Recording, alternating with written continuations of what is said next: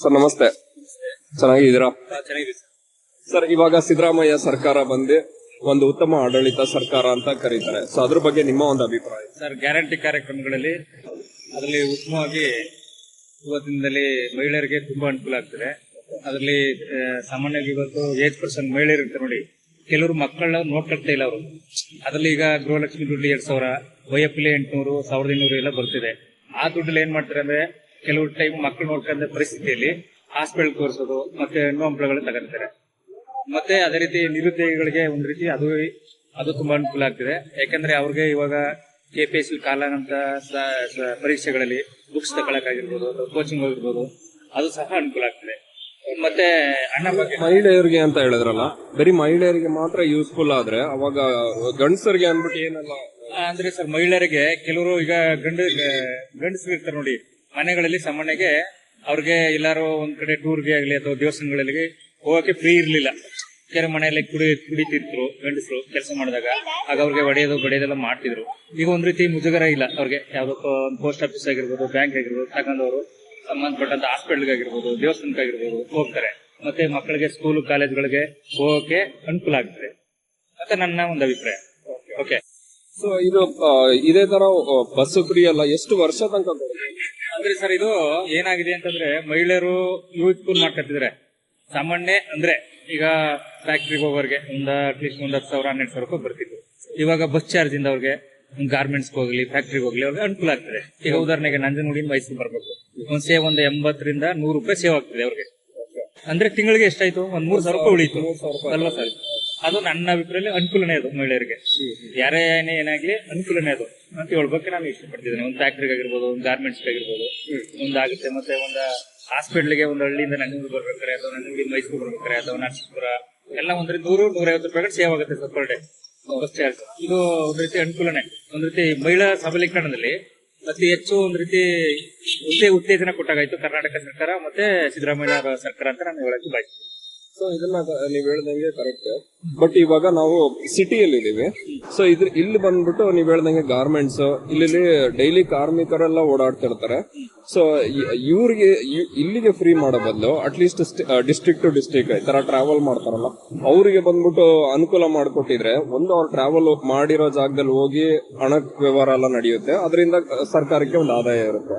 ಇದು ಒಳಗಡೆನೆ ಒಂದು ಡಿಸ್ಟ್ರಿಕ್ಟ್ ಒಳಗಡೆನೆ ಎಲ್ಲ ಬಸ್ ಎಲ್ಲ ಫ್ರೀ ಮಾಡ್ಕೊಟ್ಟಾಗ ಅದು ಹೇಗೆ ಅನುಕೂಲ ಆಗುತ್ತೆ? ಅಂದ್ರೆ ಸರ್, ಹೇಗೆ ಅನುಕೂಲ ಆಗುತ್ತೆ ಅಂತಂದ್ರೆ ಸಾಮಾನ್ಯವಾಗಿ ಇವತ್ತಿನ ದಿನದಲ್ಲಿ ಉದಾಹರಣೆಗೆ ಮಾದೇಶ್ವರ ಬೆಟ್ಟಕ್ಕೆ ಹೋಗಬೇಕು ಅಂತಂದ್ರೆ ದೀಪಾವಳಿ ಟೈಮ್ ಹೋಗ್ತಿದ್ರು.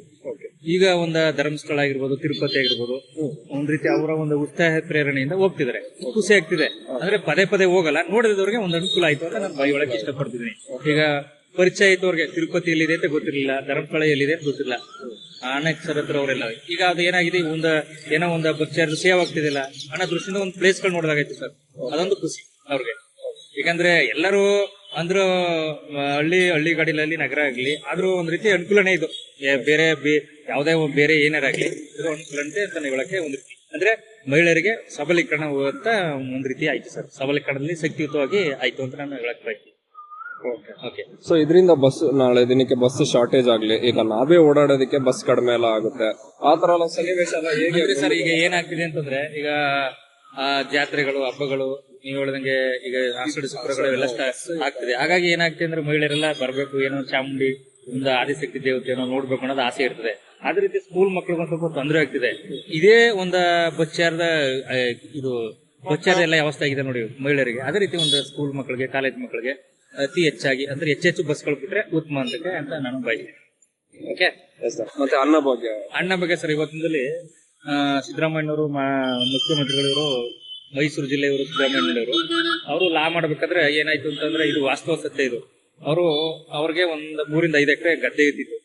ಹಾಗಾಗಿ ಏನಾಯ್ತು, ಅವ್ರ ಮನೆಯಲ್ಲಿ ಒಂದ್ ಮಗು ಕರ್ಕೊಂಡು ಅಥವಾ ಅಕ್ಕಪಕ್ಕ ಬೀದಿಗಳಲ್ಲಿ ಒಂದ್ ಮಗು ಕರ್ಕೊಂಡು ಈ ಮನೇಲಿ ಏನಿದೆ, ಅಣ್ಣ ಇದ್ರೆ ಕೊಡಿ ಮಗುಗೆ ಅನ್ನೋದು ಅವರ ಮೈಂಡ್ ಅಲ್ಲಿ ಕೇಳ್ತಿದ್ರಂತ ಮಹಿಳೆಯರು ಬಂದು. ಆಗ ಸಿದ್ದರಾಮಯ್ಯ ತಲೆಯಲ್ಲಿ ಏನಾಯ್ತು ಅಂದ್ರೆ, ಆ ಮಾನ್ಯ ಮುಖ್ಯಮಂತ್ರಿಗಳಲ್ಲಿ ನಾನು ಮುಖ್ಯಮಂತ್ರಿ ಆಗ್ಲಿ ಅಥವಾ ಸರ್ಕಾರ ಏನಾರು ಬಂದ್ರೆ ನನ್ನ ಚಿಂತನೆ ಪ್ರತಿ ಒಂದು ಕುಟುಂಬಕ್ಕೆ ಪ್ರತಿ ಉಚಿತ ಕೊಡ್ಬೇಕು ಅನ್ನೋದು ಕಾಣಿಸ್ತಾ ಇತ್ತು.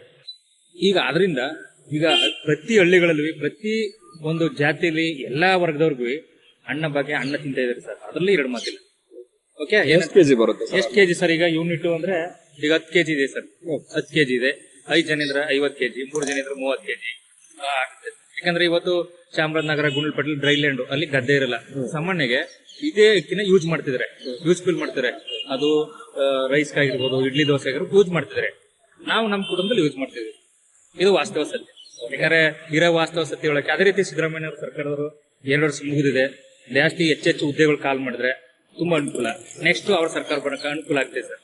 ಯಾಕಂದ್ರೆ ಶಿಕ್ಷಣ ಕ್ಷೇತ್ರ ಆಗಿರ್ಬೋದು, ಆರೋಗ್ಯ ಕ್ಷೇತ್ರ ಆಗಿರ್ಬೋದು, ಮತ್ತೆ ಎಲ್ಲಾ ಇಲಾಖೆಗಳಲ್ಲೂ ಕಾಲ್ ಮಾಡಬೇಕು. ಅದೇ ರೀತಿ ನಿರುದ್ಯೋಗ ಭತ್ಯೆ ಜೊತೆಗೆ ಬ್ಯಾಕ್ಲಾಗ್ ಹುದ್ದೆಗಳು ತುಂಬಾ ಅನುಕೂಲ ಅಂತ ನಾನು ಬಯಸ್ತೀನಿ.